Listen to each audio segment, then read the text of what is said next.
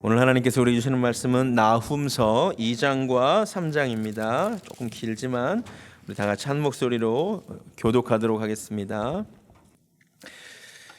나훔 선지자는 하나님의 위로를 전한 선지자라고 말씀을 드렸습니다. 그런데 무엇이 위로라고 말씀을 드렸습니까? 지난주에 제가 설교했는데 하나님의 묵시, 하나님의 비전, 하나님의 뜻을 우리에게 알려주는 것이 가장 큰 위로라고 했습니다. 또 하나님이 어떤 분인지를 알게 되는 것이 위로라고 했습니다. 지난주 예배 드리면서 많이 위로 받으셨습니까? 오늘 또 나훔서 2장과 3장을 통해 나훔이 전해주고 알려주는 하나님을 알고 우리가 위로받기를 원합니다. 지난주에 말씀드린 나훔서의 내용을 잠깐 상기시켜 드리면 이렇습니다. 1장에는 니느웨가 멸망하는 것을 이제 선포하셨다는 거죠. 보여주시면 2장에서는 니느웨 멸망의 모습이 나오는 거고요. 3장에서는 니느웨 멸망의 원인이 나옵니다. PPT 보여주시면 될 것 같습니다. 이게 나훔서의 구조입니다. 1장에서는 니느웨가 멸망한다는 것을 선포하셨고 2장에서는 니느웨가 그럼 어떻게 멸망하게 될 것인지 그 모습이 선포되며 3장에서는 왜 니느웨가 망하게 됐는지 그 원인을 말하고 있습니다. 어떻게 니느웨가 망하게 되느냐? 오늘 1절을 다시 보겠습니다. 2장 1절입니다. 파괴하는 자가 너를 치러 올라오게 된다는 거죠. 그러니까 니느웨를 어떤 다른 나라가 군대를 이끌고 와서 치러 공격하러 온다는 얘기겠죠. 3절을 보니까 이런 예언이 있네요. 그의 용사들의 방패는 붉고 그의 무사들의 옷도 붉으며 그 항우를 버리는 날에 병거의 새가 번쩍이고 노송나무 창이 요동하고 그 병거가 엄청나게 빨리 달린다. 이런 말씀이 있습니다. 자, 이게 나훔서가 하나님께 받은 예언의 내용인데 간단하게 말하면 이렇습니다. 아수르 제국의 수도 니느웨가 어떻게 망하느냐? 파괴하는 자가 공격하는 자들이 쳐들어오는데 그들의 옷이 붉고 그들이 가진 방패가 붉다라는 것이 예언의 내용이었습니다. 사실 당시에는 이것이 참 이해하기 힘든 내용이었는데요. 왜냐하면 아수르 제국이 그 어떤 나라도 감히 쳐들어오기 힘들 만큼 대제국이었기 때문입니다. 사진을 하나 보여주시면 이것이 당시 아수르 제국의 영토였습니다. 어마어마하게 크죠. 엄청난 제국이었습니다. 감히 이 제국의 수도를 누가 쳐들어올 수 있었을까요? 그런데 실제로 우리가 역사를 통해 확인하는 바 이 아수르 제국을 바로 밑에 있었던 바벨론 제국이 당시 새롭게 등장한 나라 바벨론이라는 나라가 실제로 아수르를 공격해 옵니다. 그리고 놀라운 것, 후대 역사가들이 발견했는 사실이 있는데 실제로 바벨론 제국의 군인들이 입었던 옷 그리고 들었던 방패는 붉은색이었습니다. 제가 구글에 바빌로니안 솔저스 혹은 바빌로니안 워리어를 키워드로 검색해 봤습니다. 여러분도 하실 수 있습니다. 그러면 다음과 같은 이미지가 나옵니다.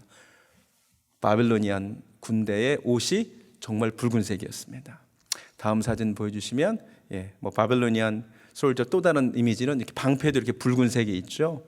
세 번째, 공통적으로 바벨론 군대의 이미지를 검색하면 정말 너무도 신기하게 당시 바벨론 군대가 진짜 붉은색 옷을 입고 붉은색 방패를 들고 있던 군대였던 거죠. 하나님의 예언이 너무나 정확하게 성취가 된 거죠. 모든 사람을 그렇게 그린 것은 아닐까? 아시리안 워리어, 아시리안 솔저를 검색하면 이렇습니다. 아수르 군대는 푸른색이었습니다. 다음 사진도 보여주시면 이렇습니다. 명확한 거죠. 당시 니느웨를 지키고 있던 아수르 군인들은 파란색이었고요. 당시 세계를 주무르고 있었는데 놀랍게도 나훔 선지자가 이렇게 예언하는 것입니다. 붉은색 옷을 입은 군인들이, 붉은색 방패를 든 군인들이 너를 치러 올 것이다.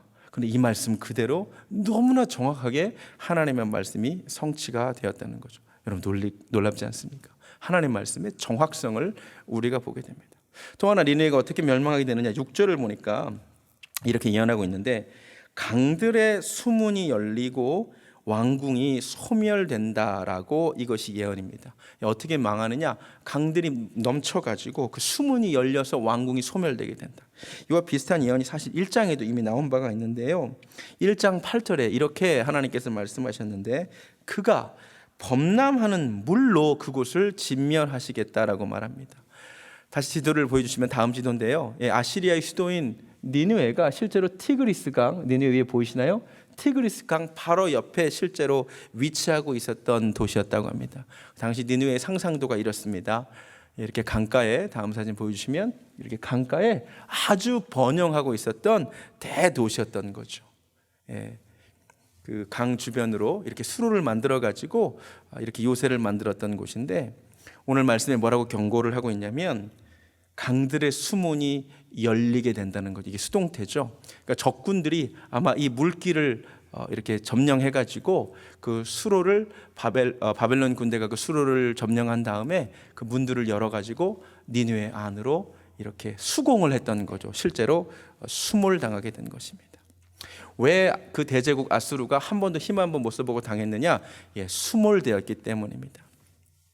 이 니느웨가 수몰되었기 때문에 세상 역사에서 흔적이 남아있지 않았는데 1846년에 고고학자 레이어드가 무려 7년간이나 발굴해서 세상에 그 니느웨를 드러내게 됩니다. 그래서 발굴하는 어떤 모습이 그려진 것이 바로 이런 건데, 이거밖에 없나요? 네네네. 그리고 이 사람이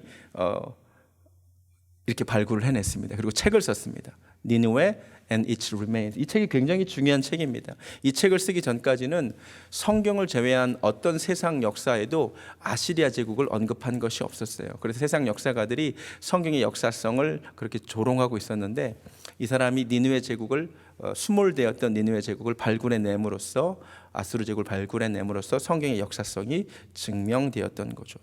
여러분, 사실 굉장히 놀라운 이야기입니다. 우리가 잘 몰라서 그렇지 이 말씀을 이해하고 오늘 성경을 읽으면 참 놀랍습니다. 여러분, 하나님께서 니느웨를 어떻게 멸망시키는지를 나홈 선지자를 통하여 두 가지를 보여주셨는데, 그 두 가지가 정확하게 일치가 돼서, 첫 번째, 붉은 옷을 입은 군대들이 정말로 쳐들어왔고, 그리고 문이 열려가지고 물이 범람하게 되므로 왕궁이 소멸되게 됐습니다. 그래서 발굴된 니느웨의 터가 지금 보시면 알겠지만 이렇게 폐허만 남았죠. 그 당시에 그렇게 멋있었던 나라가 이렇게 폐허가 되었습니다. 여러분, 오늘 말씀을 통해 우리가 먼저 알아야 될 것이 있습니다. 하나님의 말씀이 얼마나 놀랍도록 정확하게 성취되느냐 하는 것입니다. 여러분, 오늘 말씀을 통해 우리가 위로받아야 됩니다. 이방 땅 니느웨를 향한 예언의 말씀이 너무나도 정확하게 성취가 되었습니다. 하물며 하나님의 백성들을 향한 하나님의 말씀이 어떻겠습니까? 여러분, 성경을 보면 하나님의 예언의 말씀이 너무도 정확하게 성취됩니다. 예를 들면 70년이 차면 내가 예루살렘 성전을 회복시켜 주겠다는 그 예레미야 29장에 나오는 말씀이 정확하게 70년 뒤에 성취가 됩니다. 그래서 이사야 55장 11절은 이렇게 말합니다. 내 입에서 나가는 말이 헛되이 내게로 되돌아오지 아니하고 나의 기뻐하는 뜻을 이루며 내가 보낸 일에 형통하다고. 할렐루야. 여러분, 우리 교회를 향한 하나님의 말씀, 하나님의 뜻, 여러분 인생을 향한 하나님의 말씀, 하나님의 뜻이 한치의 오차도 없이 이루어지게 될 줄로 믿습니다. 이 사실을 알면 하나님의 말씀을 들으러 오는 시간이 얼마나 귀한 시간인가를 알게 됩니다. 여러분, 금요일 날 이 8시 이 황금 시간에 다른 데 안 가고 주님의 말씀 들으러 온 것이 복된 줄로 믿습니다. 이사야 55장 2절에 이런 말씀이 있습니다. 내게 듣고 들을지어다. 내게 와서 하나님의 말씀을 들어라. 그리하면 너희가 좋은 것을 먹을 것이며 너희 자신들이 기름진 것으로 즐거움을 얻으리라. 아멘. 너희는 귀를 기울이고 내게로 나와라 들으라. 그리하면, 하나님의 말씀을 들으면 너의 영혼이 살게 된다고 했습니다. 오늘 하나님의 말씀을 들을 때에 여러분의 영혼이 살아나는 은혜가 있을 줄로 믿습니다. 여러분, 하나님의 말씀은 가볍게 듣고 넘어가면 안 됩니다. 성경에 기록된 말씀 그대로, 니느웨를 향하신 말씀이 그렇게 정확하게 성취가 되었다면 하물며 하나님의 백성인 나에게 주시는 말씀이 얼마나 정확하게 성취될까를 기대하면서 들으셔야 할 줄로 믿습니다. 느헤미야 8장을 보면 부흥회 때 사람들의 말씀을 이렇게 들었습니다. 에스라가 모든 백성 위에 그들 서서 그들 목전에 책을 펴니 책을 펼 때에 모든 백성이 일어서니라. 에스라가 위대하신 하나님 여호와를 송축하며 모든 백성이 손을 들고 아멘 아멘 하고 응답하고 몸을 굽혀 얼굴을 땅에 대고 여호와께 경배하니라. 이런 말씀 이렇게 들어야 됩니다. 하나님 말씀이 선포될 때 우리도 손을 들고 아멘 아멘 하시기 바랍니다. 할렐루야.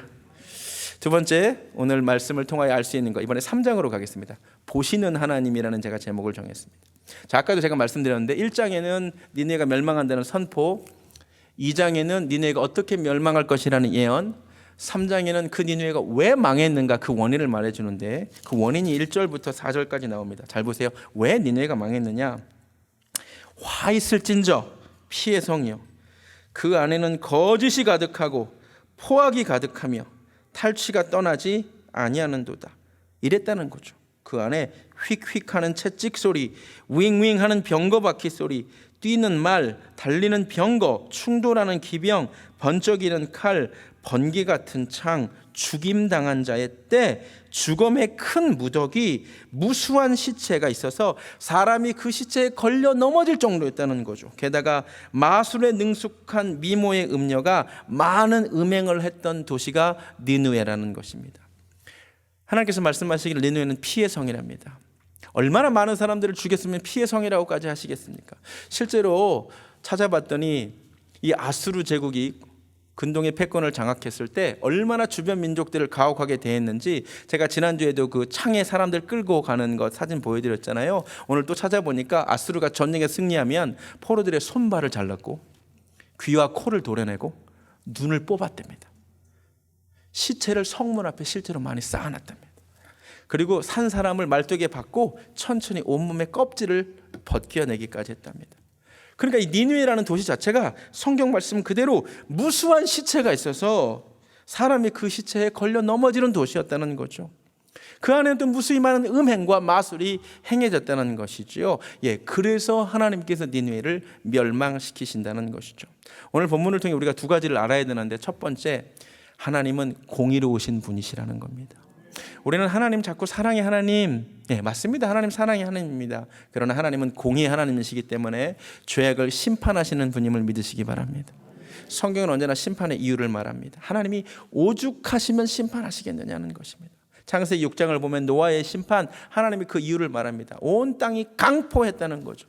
온 땅이 하나님 앞에 부패하여 포악함이 땅에 가득했다. 그래서 하나님이 심판하신다. 소돔과 고모라의 심판도 마찬가지죠. 창세기 19장을 보면 남녀노소가 모여들어요. 손님이 새로 왔는데 새로 방문한 그 사람을 우리가 상관하겠다, 성적으로 관계하겠다. 근데 그 모습을 온 성사람들 남녀노소가 와서 그걸 구경하겠답니다. 그래서 하나님 심판하셨다는 거죠. 가나안 족속들이 아무 죄가 없는데 심판당한 것이 아니라 레위기 18장에 따르면 그들이 근친상간을 행하고 자녀를 우상에게 불사르고 수간까지 했다고 하는 그런 행태를 그대로 고소합니다. 또 다른 말씀에는 그들의 죄악이 너무 심해서 그 땅이 그들을 토해낼 정도가 되었다라고 말합니다. 오늘 니느웨도 마찬가지입니다. 아무 죄가 없는데 심판받은 것이 아니라 피의 성이었기 때문에, 음행이 가득했기 때문에 하나님께서 그를 심판하신다는 것이죠. 자, 그런데 두 번째 알아야 될 것이 있습니다. 오늘 말씀을 묵상하면서 위로가 되는 사실은 무엇이냐? 나훔 3장 1절부터 4절까지 등장하는 이 디테일한 죄악상을 하나님이 다 알고 계셨다 이 말입니다. 하나님이요, 그 니느웨 성 안에서 벌어지는 그 무수한 살육의 현장, 무수한 시체가 쌓여있는 그 모습, 마술에 능숙한 음녀가 음행을 하는 그 모습, 악한 행위를 다 알고 계셨다 이 말입니다. 여러분 욥기 11장 11절에 이런 말씀이 있습니다. 우리 다 같이 한번 읽어보겠습니다. 시작. 하나님은 허망한 사람을 아시나니 악한 일은 상관치 않으시는 듯하나 다 보시느니라. 아멘. 놀라야 됩니다. 여러분, 내가 은밀하게 행한 악한 일들 하나님이 상관치 않으시는 듯 하시죠. 그런데 다 보십니다. 이 땅에 벌어지는 무수한 죄악상들이 있습니다. 타락상들이 있습니다. 하나님 상관치 않으시는 듯 하나 다 보십니다. 니느웨에서 벌어졌던 그 무서운 일들을 하나님이 상관치 않으시는 듯 하셨으나 사실 다 보시고 다 알고 계셨습니다. 여러분, 하나님이 어떤 분인지 아세요? 우리의 모든 행위를 다 알고 계시는 분이십니다. 하물며 이방 땅 니느웨에서 벌어지는 일들을 다 알고 계셨다면 우리 삶에서 벌어지는 일들을 왜 하나님께서 모르고 계시겠습니까? 오늘 말씀을 통하여 우리가 하나님을 더 잘 알기를 원하는데요. 어떤 분이시냐면 나의 모든 것을 다 아시는 분, 나의 모든 행위를 다 알고 계시는 분. 그러면 창세기 18장으로 가면 사라 이야기가 나옵니다. 여러분, 하나님께서 사라를 찾아오세요. 근데 사라가 장막 뒤에 있었다라고 성경이 묘사하고 있습니다. 하나님께서 사라가 어디 있느냐라고 물으시다가 내가 내년 이맘때쯤에 다시 올 때 사라에게 아이가 있으리라, 이런 말씀을 창세기 18장에서 하십니다. 근데 성경이 분명히 사라가 장막 뒤에 있어서 그 말을 들으면서 속으로 피식 웃었습니다. 내가 이렇게 늙었는데 어찌 그런 일이 있으리요? 내가 노쇠하였고 내 주인도 늙었는데 내게 어찌 낙이 있으리요? 분명히 장막 뒤에서 속으로 피식 웃었습니다. 근데 하나님께서 놀랍게 얘기합니다. 13절인데요. 여호와께서 아브라함에게 이르시되 사라가 왜 웃으며 이르기를 내가 늙었거늘 어떻게 아들을 낳으리요 하느냐? 여호와께 능치 못할 일이 있겠느냐? 사라는 지금 장막 뒤에 있는데 하나님께서 장막 뒤에서 사라가 웃는 것을 아시고 왜 사라가 우느냐 그럽니다. 사라가 너무 놀라가지고 장막 뒤에서 나와요. 성경에 따르면 사라가 부인하 이르되 내가 웃지 아니하였나이다. 곧바로 성경이 이렇게 말합니다. 아니라 내가 웃었느니라. 이게 굉장히 놀라운 말씀인데요. 이게 사라가 아이를 낳기 전에 사라와 관련된 마지막 기록입니다. 이것이 사라와 관련된 마지막 기록이었습니다. 놀랍게도 이 기록이 있은 뒤에 히브리서 11장으로 가면 사라를 이렇게 믿음의 사람으로 묘사하고 있다는 것이 놀랍습니다. 자, 사라는 믿음으로 단산했으나 잉태할 힘을 얻었나니 이는 약속하신 일을 믿으신 줄, 믿어도 되는 줄로 알미라. 여러분, 이게 굉장히 중요한 것입니다.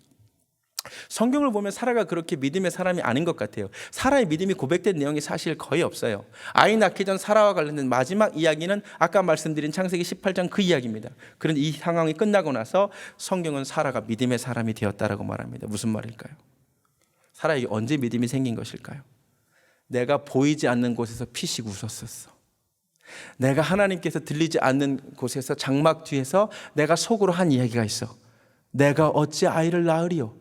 그런데 보이지 않는 곳에서 내가 속으로 한 것을 들으신 분이 계셔. 내가 들리지 않는 곳에서 한 이야기를 들으신 분이 계셔. 아니라 내가 웃었느니라 분명히 보고 계신 분이 계셔.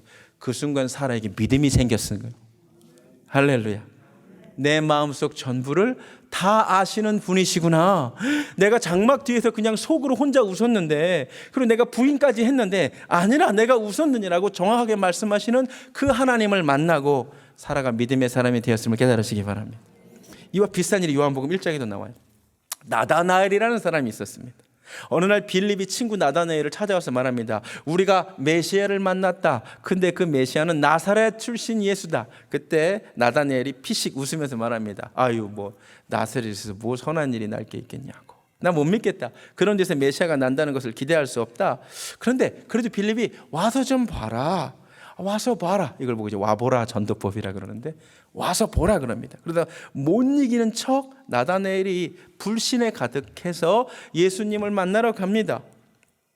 근데 예수님을 만났는데 예수님이 나다나엘을 보자마자 뭐라 그러시냐면 이는 참 이스라엘 사람이라 내 속에 간사한 것이 없도다. 근데 나다나엘이 놀라요. 저를 어떻게 아시죠?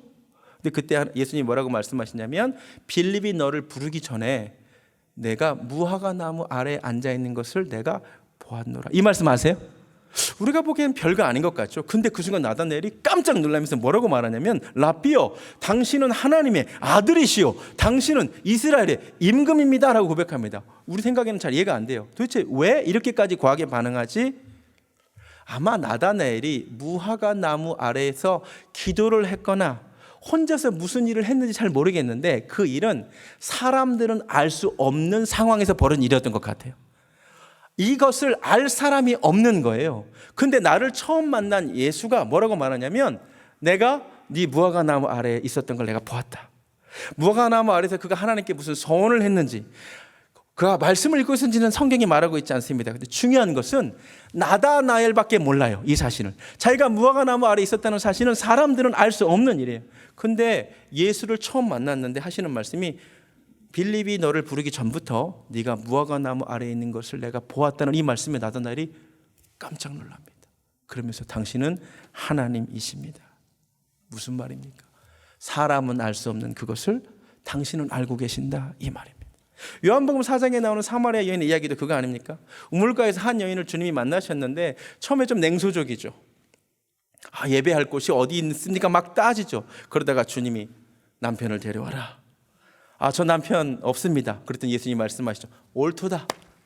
네가 남편이 원래 5이 있었는데 지금 있는 6번째 남편도 남자도 내 남편이 아니다. 그러니까 화들짝 놀라죠. 왜냐하면 자기가 과거에 남편이 5이 있었고 지금 6번째 남자와 동거하고 있다는 사실을 오늘 처음 만난 사람이 어떻게 알겠습니까?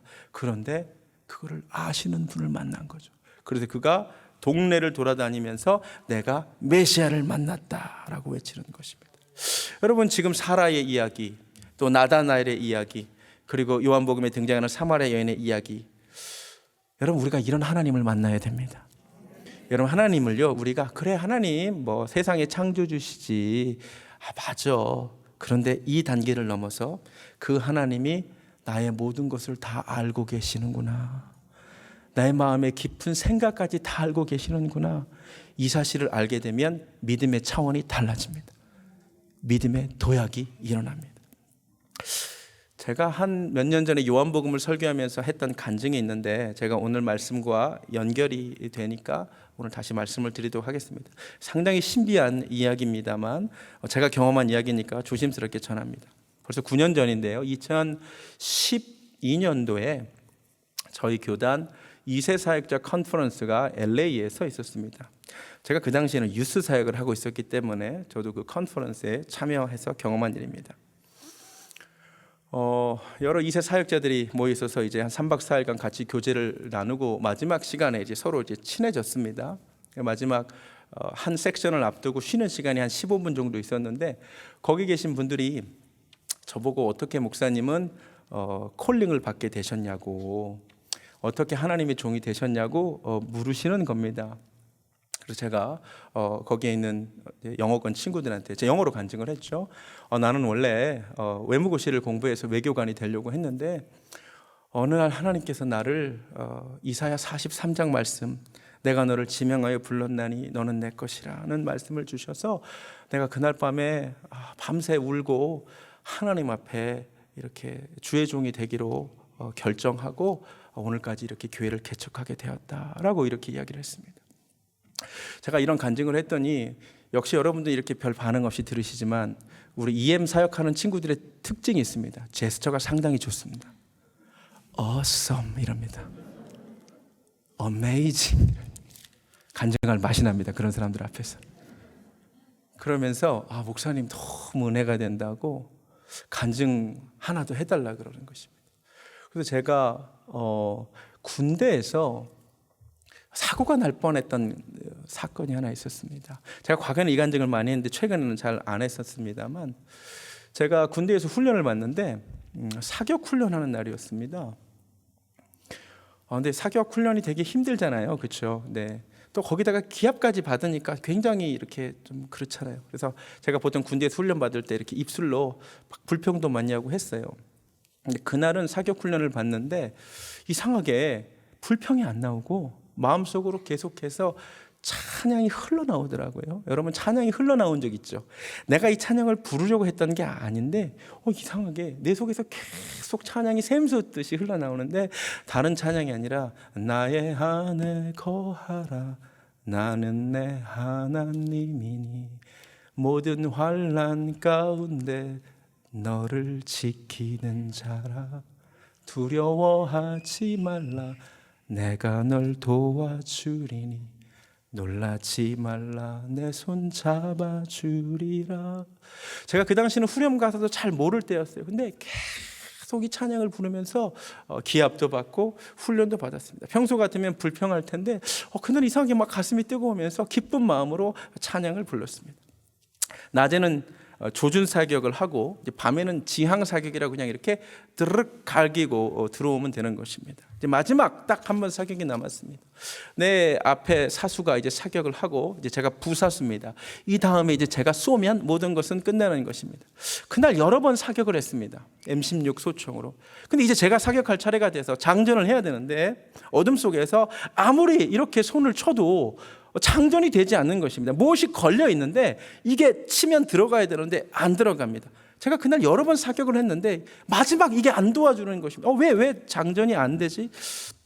그렇게 있으니까 제 앞에 그 사수가 그러면 내 총하고 바꾸자고, 그래서 이렇게 총을 바꿨습니다. 친구 총으로 사격을 한 거죠.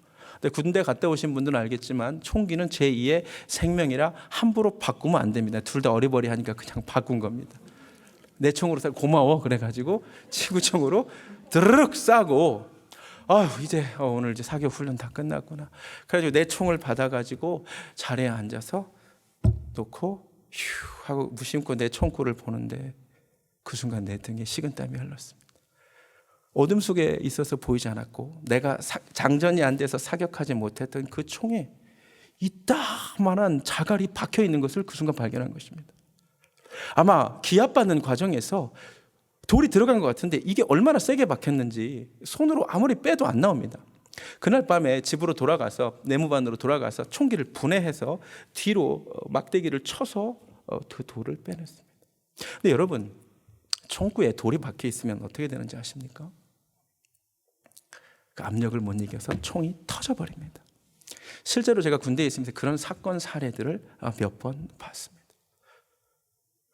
내가 왜 그 순간 장전이 되지 않았을까가 생각이 되었습니다. 그러면서 내 속에서 다시 찬양이 흘러나왔습니다. 나의 안에 거하라. 나는 너의 하나님이니 모든 환난 가운데 너를 지키는 자라. 제가 그날 밤에 얼마나 울었는지 모릅니다. 나는 그날 누가 뭐라 그래도 하나님의 선한 손이 나를 지켜주셨다고 믿습니다. 그래서 내가 이 손을, 혹은 내 얼굴이 어떻게 됐을지 모르는데 내가 진짜 평생 하나님을 위해 써야겠다. 나를 지키신 하나님, 나를 환난에서 건지신 하나님 너무 감사하다. 제가 이 간증을 그 EM 사역자들에게 했습니다. 여러분보다 훨씬 더 어메이징, 할렐루야, 이렇게 반응을 하는 것입니다. 제가 그렇게 간증을 했더니 거기에 있던 모세라고 하는 한 전도사님이 이런 얘기를 하는 것입니다. 목사님이 그런 간증을 해주시니까 너무너무 감사하다고. 자기도 사실은 신비한 체험이 하나 있는데 내가 이런 이야기를 어디서 하면 사람들이 나보고 신비주의자다, 근데 그런 말 듣기가 싫어가지고 하지 않은 간증이 있는데, 목사님이 이런 이야기를 해주셔서 자기도 용기가 난다고 갑자기 거기서 자기 간증을 하기 시작했습니다. 이분은 저희 교단의 아주 유명한 목사님의 손주십니다. 그리고 풀로 신학교에서 당시 공부를 하고 있었습니다. 이 친구가 풀로 신학교를 가서 여러 동료 전도사님들을 만나서 대화를 하다가 생긴 열등감이 하나가 무엇이냐면, 가만히 들어보니까 대부분의 전도사님들이 나름 어떤 차원의 콜링을 하나님께로 받고 왔다는 것입니다. 저도 그랬듯이. 근데 가만히 보니까 자기는 그런 신비한 어떤 콜링의 체험은 없었다는 거죠. 다만 본인은 저희 교단의 아주 유명한 목사님의 또 손주기도 하고 본인이 하나님의 말씀을 전하는 것이 좋기 때문에, 그래서 자기는 신학교에 왔는데 자기에게는 그런 어떤 콜링이라고 말할 만한 체험이 없다는 것이 컴플렉스가 되었다고 합니다. 그래서 자기가 하나님께, 하나님 나도 정말 하나님의 종으로 부르셨는지 나도 좀 컨펌을 받고 싶으니까 하나님 내게 좀 응답해 주시라고 작정 기도를 결정하고 LA에 있는 은혜 한인 기도원이 있답니다. LA에. 거기에 일주일 동안 기도하러 올라갔습니다. 일주일 동안 하나님께서 내게 주시는 어떤 컨펌을 내가 꼭 받고 내려오리라. 말씀으로도 설교 시간에 목사님이 말씀을 해주셔도 좋고, 내가 읽는 말씀 가운데 등장해도 좋고, 어떤 형태로도 좋은데 하나님이 나도 주의 종으로 부르셨다는 컨펌 좀 받기를 원한다고, 그리고 이제 기도원에 일주일 동안 올라갔습니다. 그런데 일주일 동안 원래 이런 스토리가 그렇듯이 아무런 응답이 없었습니다. 마지막 날까지 아무리 말씀을 들어줘 하나님께서 나를 부르셨다는 사인을 주지 않으시자 실망한 나머지 내려가려는데, 그래도 억울해서 밥이라도 먹고 가려고 식당에서 밥을 먹었답니다. 카레를 이렇게 먹고 있는데 저기 건너편에서 한 남자가 자기를 계속 쳐다보더랍니다. 기분 나쁠 정도로 자기를 계속 쳐다봐서 그렇지 않아도 내가 하나님께 버림받고 마음 상했어. 이제 내려가려는데 저 남자는 왜 나를 저렇게 쳐다보나. 그래서 따지려고 가서 왜 이렇게 나를 빤히 쳐다보냐라고 따졌더니 그분이 하는 이야기가 목사님이세요? 라고 물었다는 거죠. 나 목사 아니라고 그랬더니 하나님이 나의 종이라고 하시는데요. 이랬다는 거죠. 굉장히 놀라운 이야기입니다. 당신 누구냐 그랬더니 나는 캄보디아에서 선교를 하는 사람인데 잠깐 이곳에 와서 기도하는 중에 하나님이 감동을 주시기를 내 종이 올라오니까 기다리고 있어라 그랬다는 거죠. 사실 굉장히 놀라운 이야기입니다. 그 순간 이 현로, 이 모세 전도사님 눈에서 눈물이 흐르기 시작했습니다. 자기가 원했던 컨펌을 하나님께 받은 것이죠. 그러니까 캄보디아 선교사님이 기도하고 있는데 하나님께서 내 종이 올라오니까 기다리고 있으라는 감동을 주셔서 그분도 혹시 저 사람인가 해서 쳐다보고 있었다는 거죠. 정말 놀라운 이야기입니다. 신비한 이야기입니다. 그런데 더 놀라운 이야기는 하는데 근데 목사님 그 캄보디아 그 선교사님이 지금도 LA에 잠깐 머물고 계시니까 목사님 한번 만나겠습니까? 라고 물어봤습니다. 제가 안 만나겠다고 했습니다. 저는 그런 걸 별로 그렇게 좋아하지는 않습니다. 전 굳이 가지 않아도 하나님이 그렇게 말씀하셨다는 것을 잘 인정하는데 꼭 무당 찾아가듯이 그렇게 하고 싶지 않았습니다. 그런데 그 자리에 누가 있었냐면 제 여동생 목사님이 그 당시에 개척을 해서 여동생 또 남편인 아놀드 목사님 그리고 그 교회를 시작하게 된 청년인 그 마약 중독자 청년인 폴이 그때 교회를 개척하고 저희 교단으로 개척을 했기 때문에 함께 그 자리에 같이 있었습니다. 제가 언젠가 이 간증을 한번 했을 것입니다. 그런데 이 양반들이 가재는 겁니다. 가서 한번 만나보자는 겁니다. 그래가지고 만나러 갔습니다. 제가 다시 말씀드리지만 하나님께서 그런 말씀을 못 주신다 그런 차원의 것이 아닙니다. 저는 지나친 예언 사역을 그렇게 좋아하지도 않기 때문입니다. 그리고 분별이 굉장히 중요하다고 생각하기 때문입니다. 제가 약간 경계하는 마음으로 그분을 만나러 갔습니다. 함께 만나러 갔는데 우리가 여러 목회자들이 갔는데 그분이 너무 하나님의 음성을 들으시는 분이시더라고요. 그분이 이런 말씀을 그 폴이라고 하는 친구를 보는데 보자마자 다른 얘기 하나도 안 하고 이렇게 말씀하시더라고요. God said, you are so important. 직역하면 하나님이 말씀하시기를 너는 참 소중한 존재야. 근데 그 말은 저에게는 그렇게 큰 감동을 주는 말은 아닌 듯합니다. 너무 놀라운 건 그 친구가 God said, you are so important라는 말을 듣자마자 닭똥 같은 눈물을 줄줄줄줄줄 흘리더라고요. 왜 그러냐고 후에 물어봤더니 자기를 평생 짓누르고 있던 생각이 뭐냐면 나는 이 땅에 쓸모없는 존재라는 거예요. 나는 이 땅에 왜 태어났는지, 나 같은 사람 하나님 왜 만들었는지, 난 잉여 인간 같다 이거예요. 그래서 그 친구가 마약에 빠졌던 거예요. 근데 처음 만난 캄보디아 선교사님이 하나님이 말씀하시기를 너는 내게 소중한 존재야. 이 말이 그에게 큰 위로가 되고 큰 격려가 되었다는 거죠. 할렐루야죠. 네, 그 사람이 가지고 있던 그 고민의 문제를 하나님께서 그 순간 그 분을 통하여 만져주셨다는 거죠. 이제 저와 대화를 하기 시작했습니다. 경계를 아주 최선을 다해서 하고 있었습니다. 목사님은 하나님께서 티칭의 연사를 주신 것 같다. 그런 것도 같습니다. 그런데 또 그 당시에 제가 PhD를 하고 있었기 때문에 내가 이거 공부한다니까 그럴 수도 있는 것입니다. 그리고 또 목사님은 하나님께서 그러시는데 나의 용사라고 한다고, my warrior라고 한다고. 상당히 듣기 좋은 이야기입니다. 그리고 사실 신기하게도 그 전날 우리 아내가 꿈을 꿨는데 꿈속에서 하나님께서 You are my warrior라고 말씀해 주셨답니다. 너무너무 기쁘고 감사한 일입니다. 그런데 역시 긴가민가 하고 있었습니다.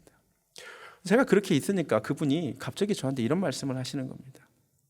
목사님, 하나님께서 목사님에게 찬송을 하나 주시는데, 찬양을 하나 주시는데 제가 불러드려도 되겠습니까? 그래서 제가 하시라고 그랬습니다. 제가 이제 고개를 이제 눈을 감고 무슨 찬양을 하나 있는데 그분이 나의 안에 거하라 나는 내 하나님이니 모든 환난 가운데 너를 지키는 자라. 이 찬양을 부르시는 거예요. 그 순간 저에게도 눈물이 쏟아지기 시작했습니다. 제가 바로 전에 한 간증이었습니다. 근데 하나님께서 목사님에게 이 찬양을 주신다고 그러면서 그 찬양을 불러줄 때에 제가 나다나엘처럼 사라처럼 고백할 수밖에 없었습니다. 나의 모든 것을 다 아시는 주님. 그리고 목사님에게 주시는 말씀은 이사야 43장 말씀인데 내가 너를 지명하여 너를 불렀나니 너는 내 것이라. 저는 그 순간 하나님께서 그분을 통로로 쓰셨다라고 생각합니다. 그 순간 제 믿음에도 도약이 일어났습니다. 내 모든 것을 정말 하나님 다 아시는구나. 여러분, 하나님은 온 세상을 창조하신 창조주이십니다. 그러나 그것을 넘어서 니느웨 성에서 벌어지는 모든 그 강포함을 다 보고 알고 계시는 분이십니다. 사라가 보이지 않는 곳에서 장막 뒤에서 웃었던 것도 알고 계시는 분이십니다. 그러니까 부인해 보지만 아니라 내가 웃었노라 하고 분명히 말씀하시는 분이십니다. 하나님은 나다나엘이 사람들은 알 수 없는 시간에 무화과나무 아래에서 무언가 했던 것을 하나님은 아시고 말씀하시는 분이십니다. 여러분, 요셉이 이 사실을 알았습니다. 보디발의 아내가 유혹할 때 요셉이 다른 이야기를 한 것이 아닙니다. 내가 어찌 이 큰 악을 행하여 내 삶을 보고 계시는 하나님께 득죄하리이까. 다윗이 이 사실을 알고 고백할 수밖에 없었습니다. 시편 139편입니다. 여호와여, 주께서 나를 감찰하시고 아셨나이다.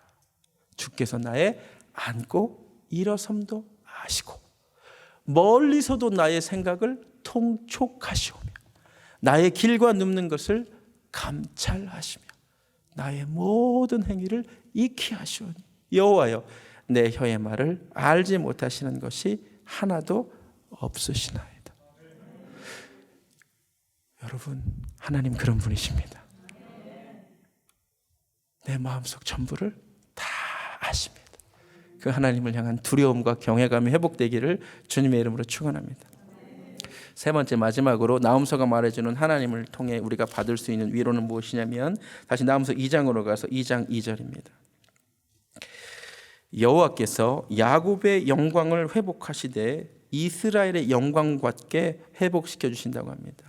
하나님께서 단지 니느웨를 멸망시키신다는 것만으로 이스라엘에게 무슨 위로가 되겠습니까?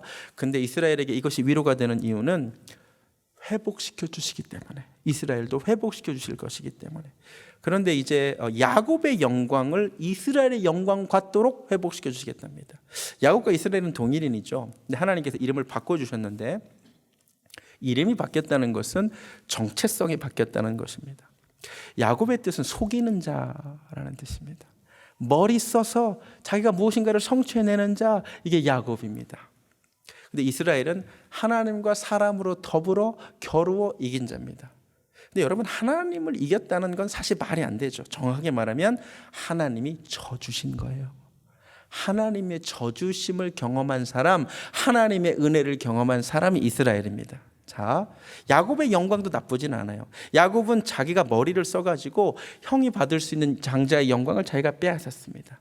맞습니까? 야곱은 머리를 많이 써가지고 삼촌 라반의 그 많은 양떼들을 자기가 자기 소유로 만들었습니다. 야곱의 영광도 나쁘지는 않습니다. 그런데 여러분, 내가 인간적으로 노력해서 머리 써서 성취한 것이 야곱의 영광이라면 이스라엘의 영광은 다릅니다.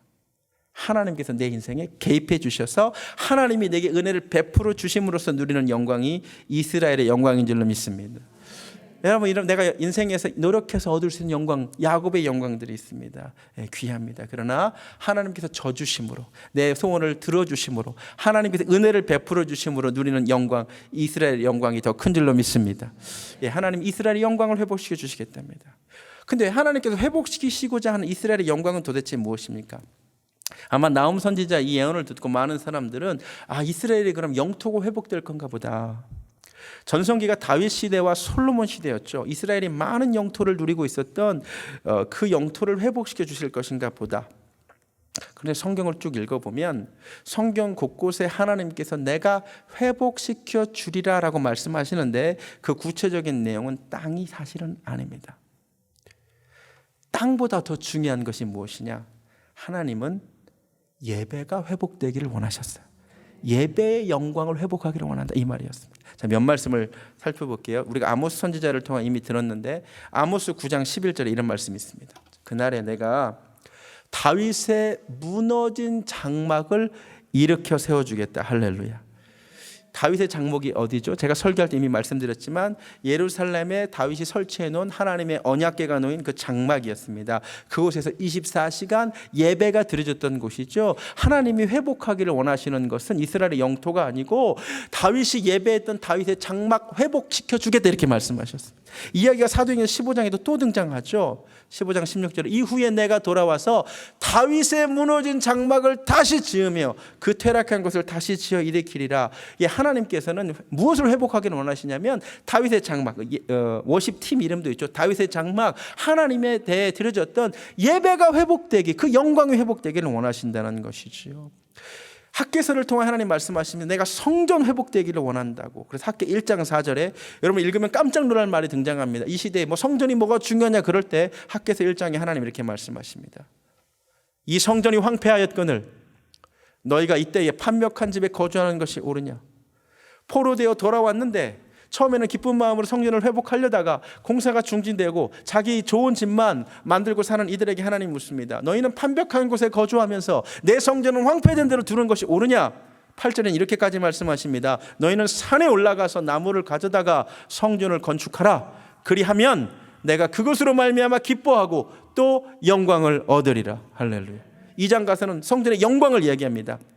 2장 3절에 너희 가운데 남아있는 자 중에서 이 성전의 이전 영광을 본 자가 누구냐? 그런데 지금은 이렇게 보잘것없이 되지 않았느냐? 그런데 내가 이 성전의 영광을 회복시켜 주리라. 심지어 이 성전의 나중 영광이 이전 영광보다 크리라. 2장 9절 말씀입니다. 이 성전의 나중 영광이 이전 영광보다 크리라. 만군의 여호와의 말이니라. 여러분, 하나님께서 회복하시고자 하는 이스라엘의 영광은 영토가 아닙니다.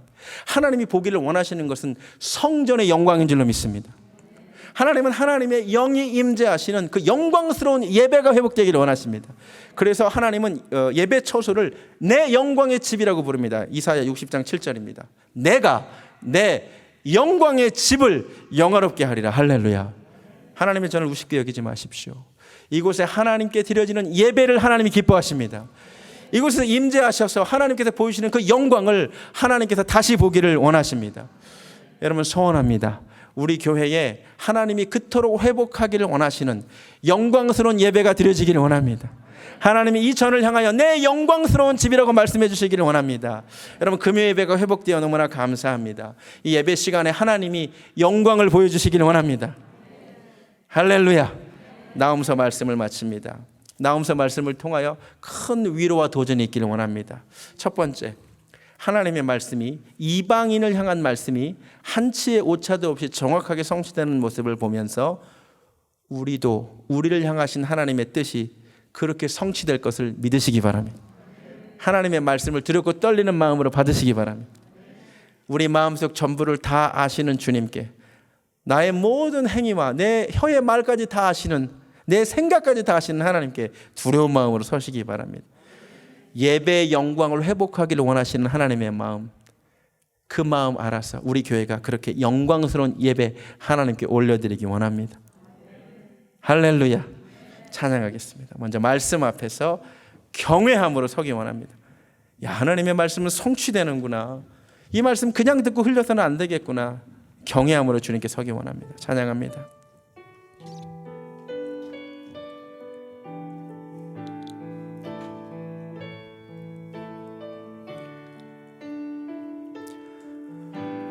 말씀 앞에서 경외함으로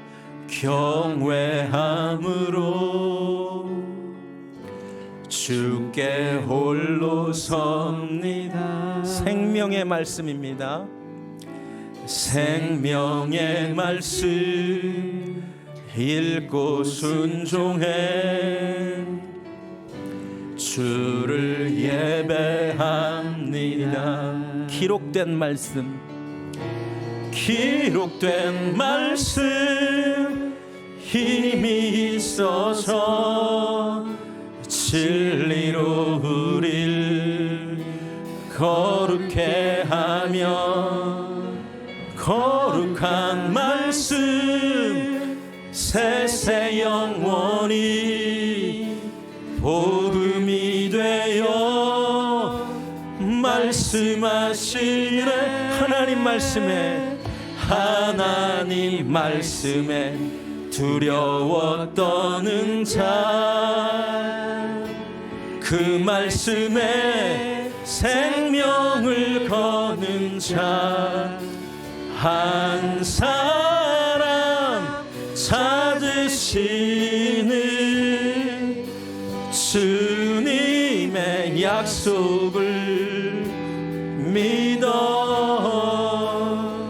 하나님 말씀에 운명을 거는 자, 순종하며 주 따라가는 자, 영원한 하나님 나라 이뤄갈 주의 교회여 일어나라. 우리 다 같이 눈을 감습니다. 하나님 말씀은 하나도 땅에 떨어지지 아니하고 그 말씀이 성취되는 줄로 믿습니다. 이방인 니느웨를 향한 그 말씀이 그렇게 성취되었다면 하나님의 교회를 향한 하나님의 말씀이 반드시 이루어지게 될 줄로 믿습니다. 우리 베델교회를 향하신 하나님의 선하시고 기쁘신 뜻이 반드시 이루어지게 될 줄로 믿습니다. 우리 인생을 향하신 하나님의 뜻이 이루어지게 될 줄로 믿습니다. 그 말씀 신뢰하며 그 말씀 앞에 두려워 떨면서 나아가기를 원합니다. 우리 시간 주의 이름 간절히 한번 부르고 말씀 앞에 경외함으로 나아가겠습니다. 주여 하나님 감사합니다. 할렐루야. 하나님 말씀에 두려워 떠는 자, 하나님 말씀에 아버지 하나님 읽고 순종하는 자, 그 말씀에 생명을 거는 자 되기를 원합니다.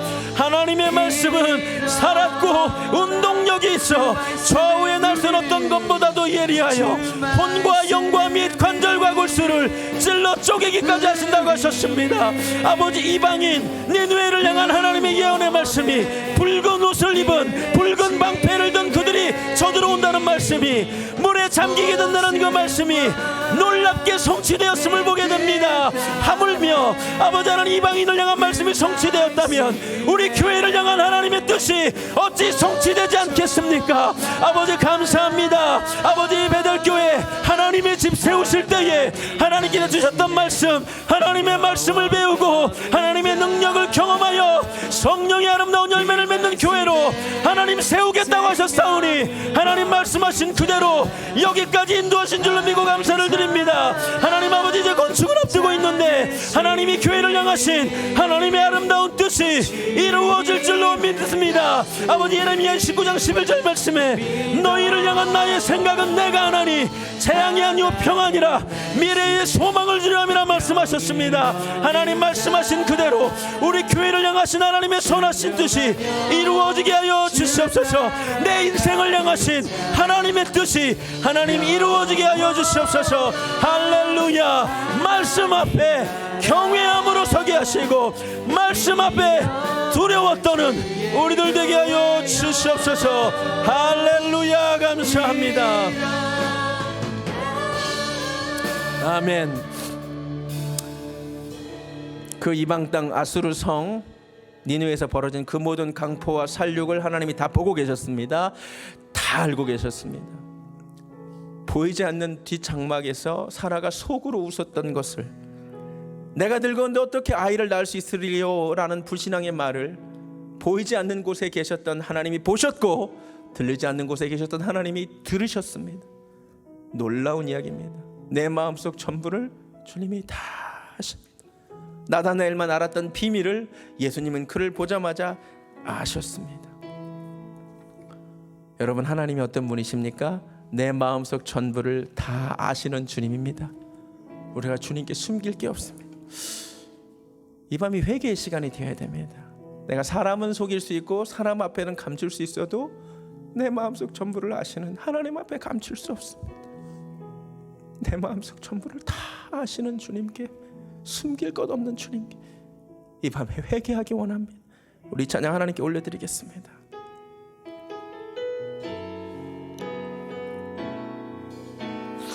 내 마음속 전부를, 내 마음속 전부를 다 아시는 주님 아버지, 나 당신께 숨길 것 하나 없네.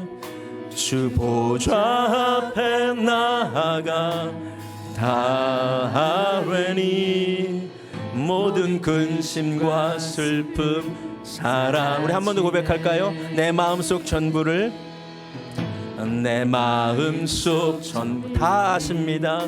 다 아시는 주님, 나 당신께 숨길 것 하나 없네. 주 보좌 앞에 나아가 다 아뢰니 모든 근심과 슬픔 사라지. 주 내 맘에 늘 계십니다. 주 내 맘에 늘 계시고 나 주 안에 늘 거하니 놀라운 사랑. 그 사랑 앞에 나 나아가 목소리 높여 찬양. 내가 어디에 있든지 주 함께 하십니다. 내가 어디에 있든 주 함께 하시니 내가 서 있는 이곳 바로 천국. 주 보좌 앞에 나아가 나 절하니 주의 은혜와 사랑 넘쳐난. 주 내 맘에 늘 계시고 주 내 맘에 늘 계시고 나 주 안에 늘 거하니 놀라운 사랑. 그 사랑 앞에 나 나아가 목소리 높여 찬양. 우리 다 같이 눈 감습니다. 내 마음속 전부를 다 아시는 주, 나 당신께 숨길 것 하나 없습니다. 아버지, 나의 모든 생각을 아시는 주, 내 혀의 말을 다 아시는 주 아버지, 그래서 하나님 앞에 엎드려 굴복할 수밖에 없습니다. 이 밤에 회개하는 밤 되기를 원합니다.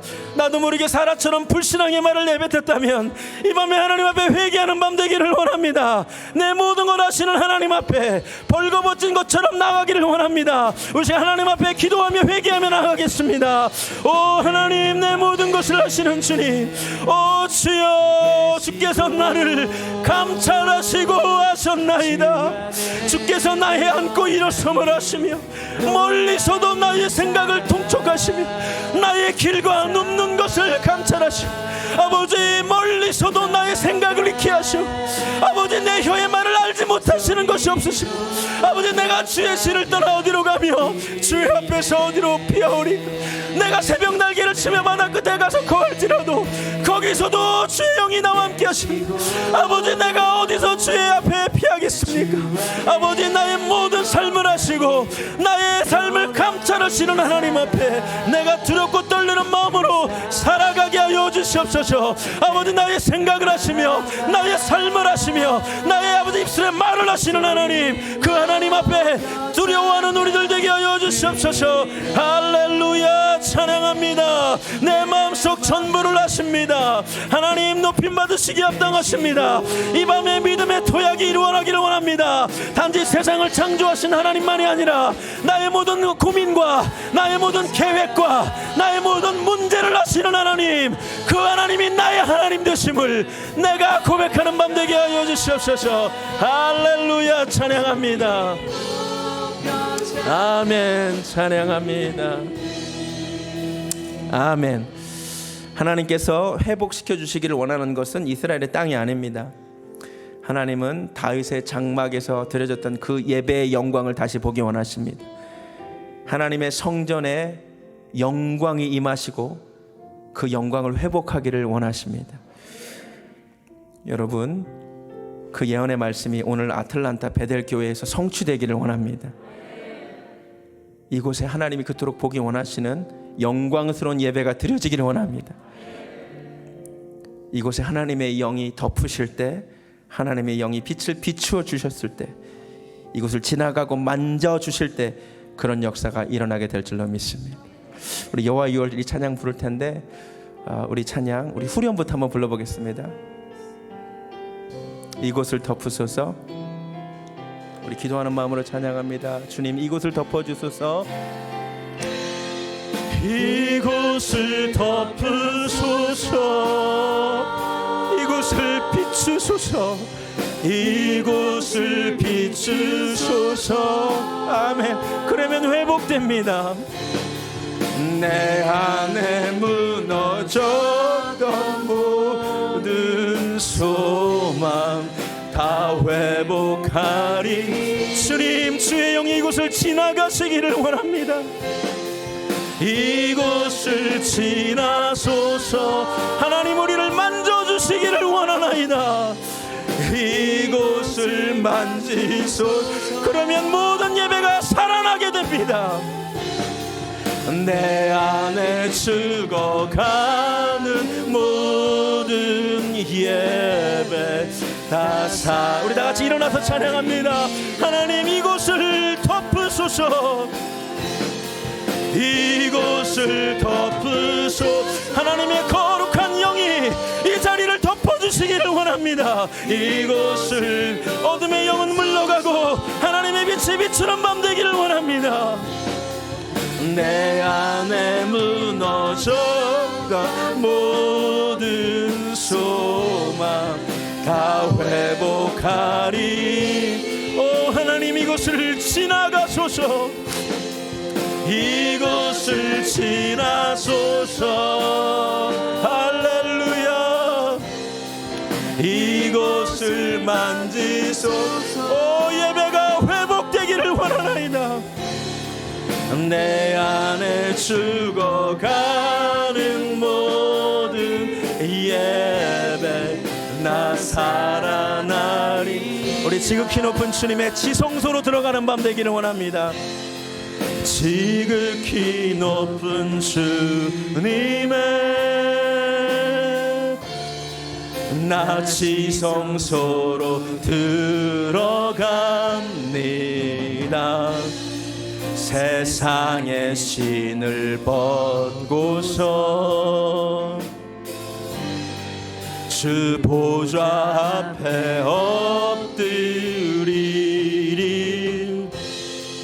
내 주를 향한 우리 중에 믿음이 식어가는 사람이 있다면 그 신뢰가 사그러져 바로 그때 하나님의 영이 덮기를 원합니다.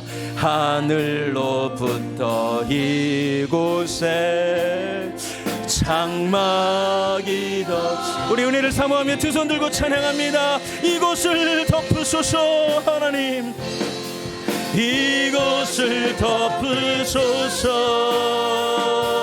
이곳을 비추소서. 이곳을 비추소서. 할렐루야. 내 안에 무너졌던 모든 소망 다 회복하리니. 하나님, 이곳을 지나가시기를 원합니다. 이곳을 이곳을 지나소서. 하나님 나의 심령을 만져주시옵소서. 이곳을 만지소서. 할렐루야. 내 안에 죽어가는 모든 예배 다 사랑. 우리 간절하게 주의 이름 3번 크게 부르고 우리 영광을 사모하며 나아가겠습니다. 주여, 주여, 주여. 하나님 이 밤에 하나님의 영광을 보기 원합니다. 하나님 이 밤에 죄인들이 회개하기를 원하나이다. 이 밤에 아버지 믿음이 식어졌던 이들이 살아계신 하나님을 만나기를 원합니다. 아버지 다시 이 가슴이 뜨거워지기를 원합니다. 하나님께서 덮어주실 때에, 하나님이 빛을 비춰주실 때에, 하나님이 영으로 지나가시고 하나님이 우리의 심령을 만져주실 때에 우리의 예배가 회복되고 우리의 아버지 하나님 심령이 하나님 함께로 회복될 줄 믿습니다. 할렐루야, 할렐루야. 아버지 배달교회에서 드려지는 예배 가운데 하나님의 영광을 보게 하소서. 하나님의 임재를 보게 하소서. 아버지 우리가 형식적인 예배 드리기 원하지 않습니다. 살아계신 하나님, 말씀하시는 하나님, 내 마음속 전부를 다하시는 주님, 그 하나님의 만지심을 내가 이 밤에 경험합니다. 내가 이 밤에 하나님 앞에 엎드립니다. 살아계시고 아버지 내 모든 것을 하시며 역사하시고 일하시는 하나님 앞에 아버지 엎드립니다. 굴복합니다. 할렐루야, 할렐루야. 이 예배를 하나님 기쁘게 받아주시옵소서. 할렐루야, 할렐루야. 이 시간 성령의 행사가 회복되게 하소서. 아버지 하나님 앞에 아버지 기도의 문이 열리게 하소서. 기도가 회복되는 밤 되게 하소서. 할렐루야, 찬양합니다. 이 밤에 우리의 찬양 회복되게 하소서. 이 밤에 하나님께로 나아가는 대로가 뚫리는 밤 되게 하여 주시옵소서. 주여 찬양합니다. 할렐루야. 이곳을 지나소서. 이곳을 짚으소서. 이곳을 비추소서. 이곳을 비추소서. 아멘. 내 안에 무너졌던 모든 것, 내 안에 무너져 하나님이 누구신지를 알면 회복됩니다. 다 회복하리니. 오 하나님, 이곳을 지나가소서. 이곳을 지나소서. 할렐루야, 할렐루야. 이곳을 만지소서. 내 안에 죽어가는 모든 예. 우리 한 번만 더 기도했으면 좋겠습니다. 이 교회를 향하신 하나님의 뜻이 이루어지고 우리 계획된 성전 건축을 통하여 하나님 영광 받으시기를 원합니다. 우리 교회를 위하여 한 번 더 기도하겠습니다. 아버지 우리 배달교회를 통하여 하나님 영광 받아 주시옵소서. 이 교회를 통하여 하나님의 영광이 이 아틀란타 땅 가운데 하나님 드러나게 하여 주시옵소서. 우리가 다른 것을 원하지 않습니다. 아버지 이곳에 하나님의 살아있는 말씀이 있고 아버지 하나님이 지금도 역사하시고 지금도 일하신다고, 하나님 이곳에 덮어주신다고, 하나님 이곳에 영광의 빛을 비춰주신다고, 하나님 이곳에서 만져주신다고, 하나님 말씀하신다고, 이곳에서 하나님 살려주신다고, 죄인이 회개한다고, 아버지 이곳에 놀라운 역사가 있기를 원합니다.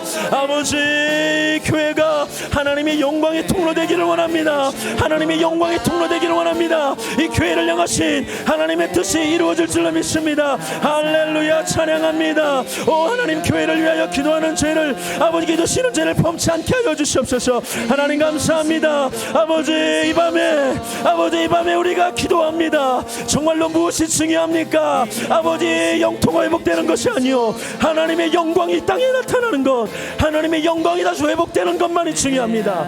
아버지 교회를 통하여 다시 한번 하나님의 살아있는 말씀이, 하나님의 살아있는 영광이 경험되게 하여 주시옵소서. 할렐루야, 감사합니다. 이곳을 덮으소서. 이곳을 덮으소서.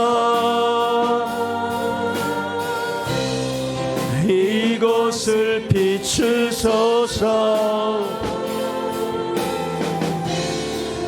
내 안에 무너졌던 모든 소망 다 회복하리니 이곳을 지나가소서 이곳을 지나소서 오 하나님 이곳을 만지소서 이곳을 만지소서 그러면 내 예배가 살아납니다. 내 안에 죽어가는 모든 예배 다 살아나리라. 하나님 그 옛날 나훔서를 통해서 주신 말씀이 오늘 우리에게 큰 위로가 되시니 감사합니다. 하나님의 말씀이 한치의 오차도 없이 성취되는 것을 보면서 우리도 하나님 말씀 앞에 두렵고 떨리는 마음으로 서게 하여 주시옵소서.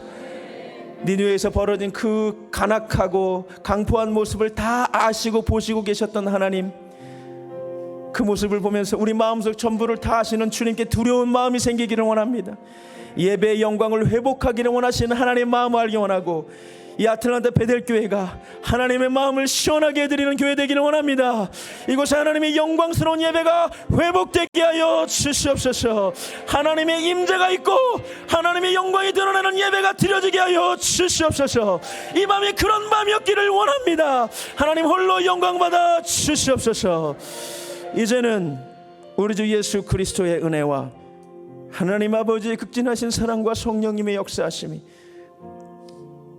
우리 마음속 전부를 아시고 내 모든 것을 아시는 하나님을 두려워하고 그 앞에 서기를 소원하는 사랑하는 베델교회 성도님들 머리 위에 지금부터 영원까지 함께 하시기를 간절히 축원하옵나이다. 아멘.